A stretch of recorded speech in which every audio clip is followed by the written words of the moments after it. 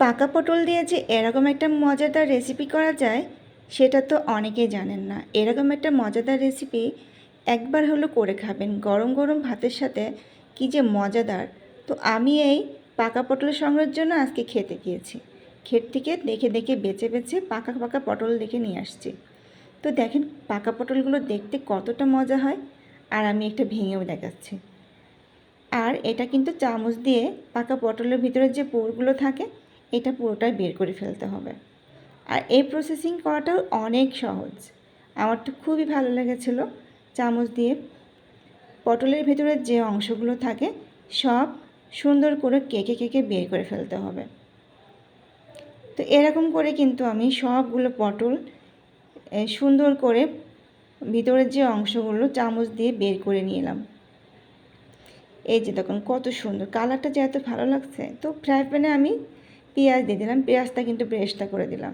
এরপরে আদা বাটা দিলাম, রসুন বাটা দিলাম, এরপরে লবণ দিলাম, হলুদ গুঁড়ো দিলাম, শুকনো মরিচের গুঁড়ো দিলাম, ঝাল যে যেমন পছন্দ করে, একটু ধনিয়া গুঁড়ো দিলাম। এই সবগুলো উপকরণ একসাথে সুন্দরভাবে কষিয়ে নিচ্ছি। তো কষানোর পরে কিন্তু আমি পটলের ভিতরে যে পুরটা বের করে রেখেছি সেটা দিয়ে দিচ্ছি। এই যে, আর এখানে কিন্তু আমি একটু আদা কাঁচা বা আদা পাকা যে পটলটা সেটাও ইউজ করেছি।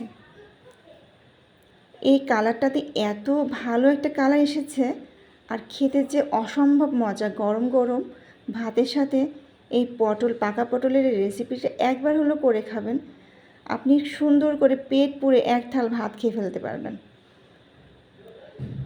এটা যে এত মজার একটা রেসিপি, অসম্ভব মজা।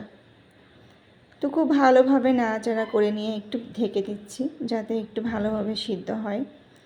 তো ঢাকনা খুলে আমি আবারও নাড়াচাড়া করতেছি। এ পর্যায়ে আমি জিরা বাটা এবং গরম মশলা বাটাটা দিয়ে, এরকম পর্যায়ে দিলে ফ্লেভারটা ভালো আসবে, খেতেও ভালো লাগবে। তো আবারও নাড়াচাড়া করলাম যতক্ষণ না পর্যন্ত তেলটা সুন্দরভাবে বের না হয়।